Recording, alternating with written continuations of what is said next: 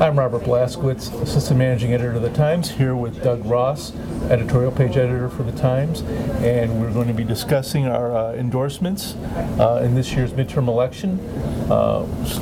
In this video, we're going to be talking about the federal endorsements in the congressional races. The first race, the most high-profile race in Indiana, is, of course, the U.S. Senate race to replace Evan Bayh.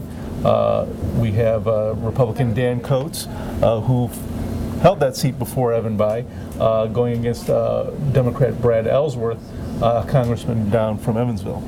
Right, and what's interesting about this is Ellsworth is really fond of talking about his law enforcement background. You know, he was sheriff for 8 years, 2 terms, and so in the Evansville area, Vanderburgh County, and so he's very fond of saying you need a new sheriff in town. But what he doesn't say so much is he's already been in the House for 2 terms, 4 years. So he's got half as much time in Congress as he did as a sheriff. So and that's pretty interesting. And he is a more conservative Democrat. He's won an endorsement from the NRA. He's on the fiscal side conservative. He is endorsed extending all the Bush era tax cuts. So right, and Dan Coates is a guy who represented Indiana and did a pretty respectable job. Worked across the aisle. He was a decent senator. Wants to do it again. He had to move. Well, he had to basically rent property in Indianapolis to be able to consider himself a Hoosier again, for to be able to run for this office. So he came back to Indiana to run. He's very clearly a Washington insider. But when the bottom line, when it came right down to it, was we are endorsing Coates because Coates has the experience, but more to that point, he's just dead on all the issues we talked to him about, and he also was pretty willing to work across the aisle, and so that is very clearly what they need in the Senate. Current environment, that is important. Absolutely. Okay, let's move on to Illinois, the U.S. Senate race there. It's been a pretty vicious one between the Republican Mark Kirk and Democrat Alexei Giannoulias. Right. I mean, if you're talking about is they're building the Little Calumet River levees, what happens to all the mud? Well, it's being slung in that race, I can tell you. It is just really vicious. The whole idea about Giannoulias, whether there are convicted felons, you can pretty well read the code words behind that they're talking about. In the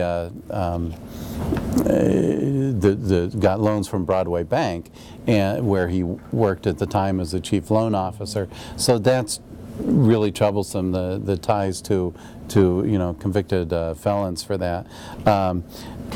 Kirk embellished his record in service in the military, and that's troublesome too, because it comes down to a matter of integrity. But boy, with both of them having strikes against him, we backed Kirk because we thought, he turned around a troubled family business. Okay, so it's in trouble again. It's a construction business, so of course it's in trouble again. But that's because of the economy rather than a bad decision. So and they're still going. So we hope he has the business savvy to be able to do this. The U.S. House of Representatives here in Indiana, we've got a couple races we're going to talk about in the first district. It's a rematch of a rematch of a rematch. Pete Blaszkiewicz, the Democrat incumbent, against Mark Leva, the Republican, and also in there, Libertarian John Morris. Right. That's a very fascinating race because Blaszkiewicz is, hands down the favorite to win that, and we in fact endorsed Blaszkiewicz, not because he's a favorite, but because he has done so much for Northwest Indiana to try to unite the region, and has in fact done so, and had some amazing successes. The RDA, for instance, the great successes right now are the Marquette Plan projects, and that was his brainchild, the Marquette Plan. So we're pretty impressed with that. Yeah, and we have to mention the kind of the specter of the PMA lobbying scandals kind of hanging over him. In spite of that, we think that his impact on the region is large enough that kind of trumps concerns over those lobbying issues. Right, and we should say that Leyva is a very well, he was one of the organizers of the Lake County Tea Party, and so he's a very conservative guy. He just doesn't have the backing of his party. Yeah. They're not funding him at all. Yeah. And in the 2nd district, a very competitive race between the Democrat incumbent Joe Donnelly and his challenger Republican Jackie Wolarski. Now there's a number of races across the nation that the balance of power in the House hinges on those races. This is one of those races. Donnelly is really fairly well. He's one of the blue dog Democrats. Doesn't wear the Blues Clues costume, but politically he's a pretty moderate guy. Jackie Wolarski is a very conservative. She's currently a state lawmaker, but looking to get a promotion, as it were, to the federal level. She's a very conservative, campaigning very fiercely. She's brought all kinds of top Republican names in campaigning for. So I mean, she's aggressive in this race. Yeah, and pretty much down the line in terms of Republican positions. Right. Pretty much stays in line with that. So our endorsement was for Donnelly. Right. So, and then moving on to Illinois in their House races, in the 2nd district we've got Jesse Jackson Jr., the incumbent Democrat, challenged by Republican Isaac Hayes. Right. Not the soul singer. Exactly. Sorry, we didn't ask him to sing anything, so maybe we should have. Yeah. might have been surprised.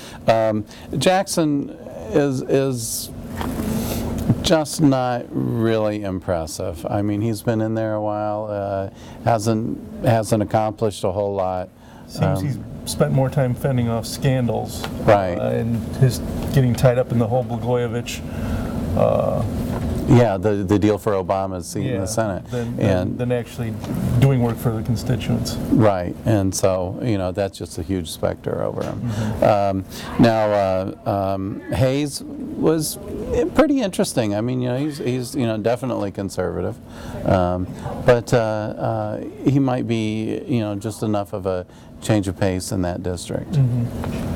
Okay, and in the 11th district, that's a real interesting race between the first-term incumbent Debbie Halverson, the Democrat, and Republican Adam Kinzinger. Right. Halverson went into Congress as a freshman from a position of power in the Illinois legislature, but she's done a lot for veterans. I'll grant her that. And I think she even made a point of saying that she was president of the freshman class, or whatever term that was.